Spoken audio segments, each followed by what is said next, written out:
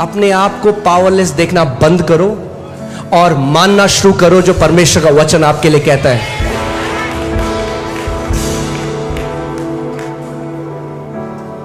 फिर से पढ़ें इसको, सींचे, थोड़ा सींचना पड़ेगा कई बार जब तक इसके फल ना आने लग जाएं। फिर से सींचते हैं। रेडी हैं आप? देखो, पड़ोसी को बोलो, देख सकते हो?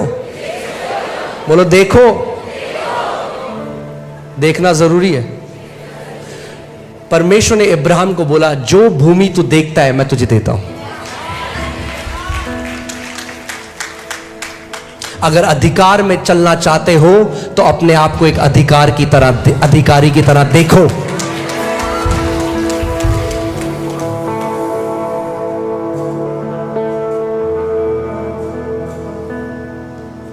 आपने देखा कई अलग अलग जगह अलग अलग अधिकारी हैं। ग्रामीण शिक्षा अधिकारी, हाँ, आप भी, हम भी अधिकारी हैं। बिच्छू रौंदने वाला अधिकारी,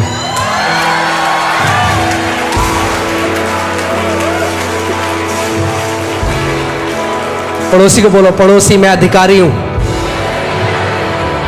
बोलो मेरे पास अधिकार है। Hear this. If you will release your authority, God will release His ability. अगर आप अपने अधिकार का इस्तेमाल करोगे तो परमेश्वर अपनी सामर्थ का इस्तेमाल करेगा। आपका अधिकार और परमेश्वर की सामर्थ साथ में काम करता है। मगर अगर आप अपने अधिकार का इस्तेमाल नहीं करोगे तो परमेश्वर की सामर्थ कार्य नहीं कर सकती, क्योंकि अधिकार उसने आपको दिया है। वो बीमारी डंक मारती रहेगी जब तक आप अपना मुंह नहीं खोलोगे और बोलोगे, शैतान यीशु मसीह के नाम में मैं तेरी सारी गंदी ताकत को बांधता हूं और तुझे अपने पांव के तले कुचलता हूं यीशु के नाम में।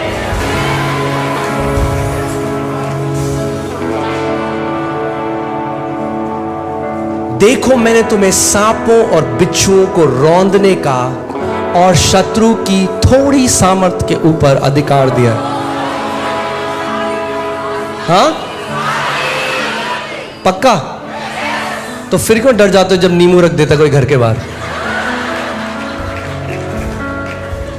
मतलब एक नींबू से डर गए तुम?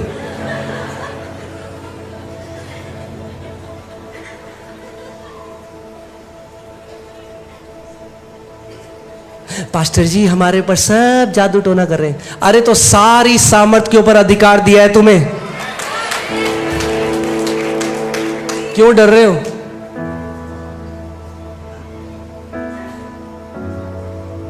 आमीन। सारी का मतलब क्या होता है?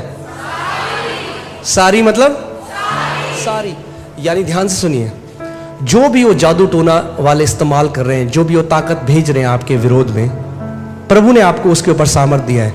मगर वो क्यों कार्य कर रही है?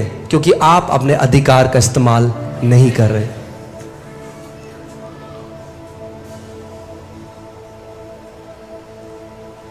आमीन। शत्रु की सारी सामर्थ पर अधिकार दिया है। और आगे पढ़ लेते हैं, फिर से ध्यान से सुनिए। और किसी वस्तु से तुम्हें, कौन बोल रहे हैं? कौन बोल रहे हैं? कौन बोल रहे हैं? बोलिए। मजाक कर रहे हैं या सच बोल रहे हैं? वो कह रहा है किसी वस्तु से तुम्हें कुछ हानि नहीं। पास्टर जी हम गए थे एक दुष्ट आत्मा निकालने, उसके बाद वो दुष्ट आत्मा हमारे पीछे भाग रही है पास्टर जी। गलत शिक्षाओं ने बैंड बजा रखी है कितने मसीहों की। हमने दुष्ट आत्मा निकाली, अब वो हमारे पीछे आ रही है। अबे क्यों आ रही है पीछे? और तुम ऐसे जा रहे हो तभी तो पीछे आ रही है। ऐसे हो जाओ तो भाग जाएगी वो।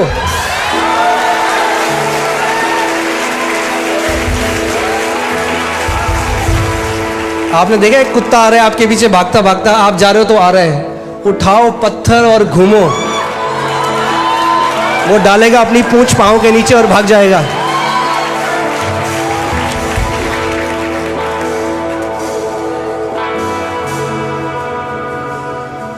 आपने देखा कितने सारे हम सबके साथ ऐसा होता है। आपके घर में कोई भी प्रॉब्लम है, लीकेज की प्रॉब्लम है, सीलन आ गई, और आप कहते हो चलो ठीक करा लूँगा, और वो 1 महीना हो गया, 2 महीना हो गया, 6 महीना हो गया, आपको दिक्कत हो रही है, मगर आप कह रहे हो करा लूँगा, मगर जब तक आप कुछ एक्शन नहीं लेते वो चीज़ वहीं रहती है। फिर आपने एक दिन अर्बन क्लैप किया, आपने बुलाया, एक बंदा आया, ठीक कर दिया, फिर आप कहते हो यार पहले क्यों नहीं किया मैंने।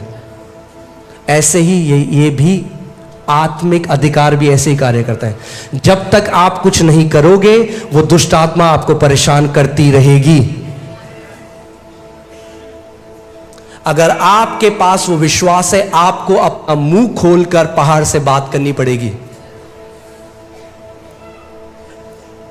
किसी भी वस्तु से तुम्हें कुछ हानि ना होगी।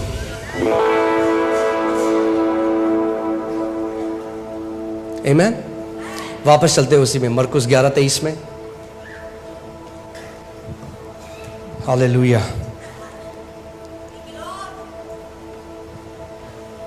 एक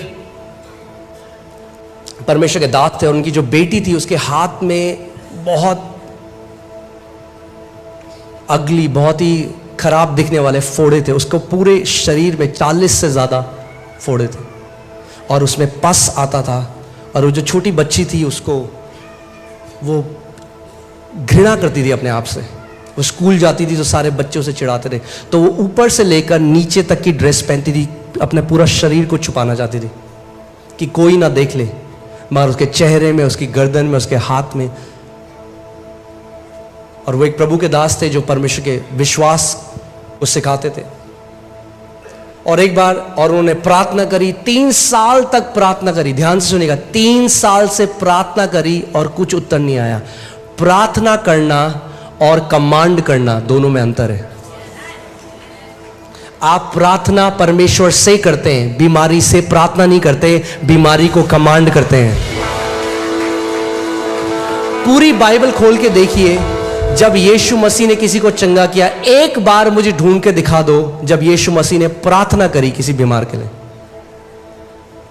उसने कहा, हे पिता इसको चंगा कर पिता। एक बार।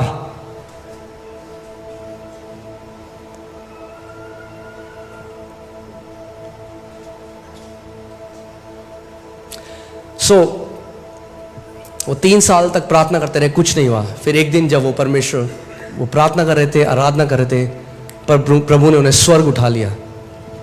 वो हेवन चले गए। हेवन में वो देख रहे हैं कि परमेश्वर सिंहासन में बैठा है और वो आगे बैठे हैं, और वो सोच रहे थे कि परमेश्वर उनको कुछ बहुत ही प्यार भरे शब्द बोलेगा, अरे मेरे बेटे मैं तो तुझसे बहुत प्यार करता हूँ। मगर ऐसा कुछ नहीं है। ऐसा लगा वो कहते हैं ऐसा जैसे प्रभु ने मुझे डांटा, और प्रभु ने कहा, कब तक तू अपनी बेटी के शरीर में ये जो फोड़े इनको सहता रहेगा। और कह रहे जब प्रभु ने बोला तो ऐसा था जैसे वो कांपने लगे, क्योंकि परमेश्वर अपने सिंहासन में था। और वो कह रहे मेरे को ऐसा लगा, वो कह रहे मैं बोलने लगा, प्रभु मैं तो प्रार्थना कर रहा हूं 3 साल से। फिर प्रभु ने दोबारा बोला, कब तक तू अपनी बेटी के शरीर में जो फोड़े हैं उनको सहता रहेगा। फिर तीसरी बार प्रभु ने बोला, उन्होंने कहा प्रभु मैं, आप बताइए, मेरे को नहीं पता मैं क्या करूं। और फिर प्रभु ने कहा कि जैसे मैंने उस अंजीर के पेड़ को श्राप दिया, मैं चाहता हूं कि तू अपनी बेटी के इन फोड़ों को श्राप दे मेरे नाम से।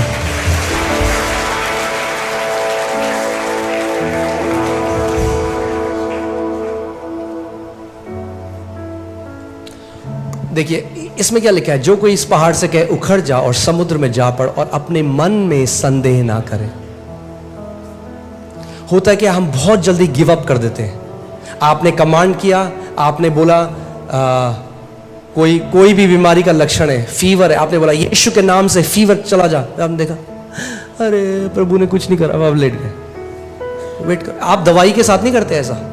आपके पास दवाई के लिए बहुत ज्यादा विश्वास है, आपने डिस्प्रिन खा ली, सर दर्द हो रहा है, आपको चला जाएगा, अभी मैंने दवाई खा ली है। आप टाइम देते हो दवाई को काम करने, आप प्रार्थना करते हो और इंस्टेंटली लीवा तो आप छोड़ देते हो विश्वास। अरे उतना विश्वास तो दे दो परमेश्वर को जितना एक डिस्प्रिन की गोली को देते हो।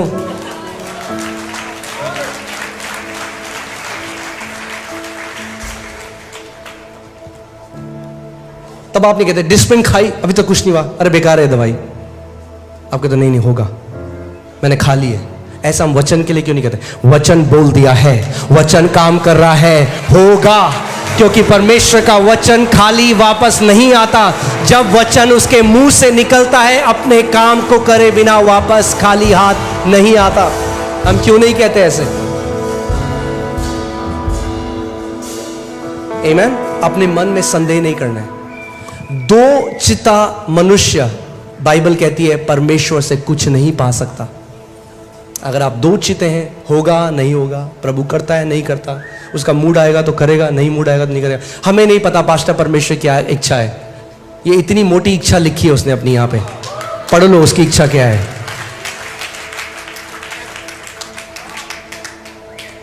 आमीन। फिर मत बोलो परमेश्वर की इच्छा क्या है। यीशु मसीह परमेश्वर की इच्छा ही पूरी कर रहा था पूरे गॉस्पेल में। एक भी व्यक्ति को देखकर उसने नहीं कहा, भाई मन तो बहुत है तुम्हें चंगा करने का, मगर मेरे पिता की इच्छा नहीं है तो नहीं कर सकता।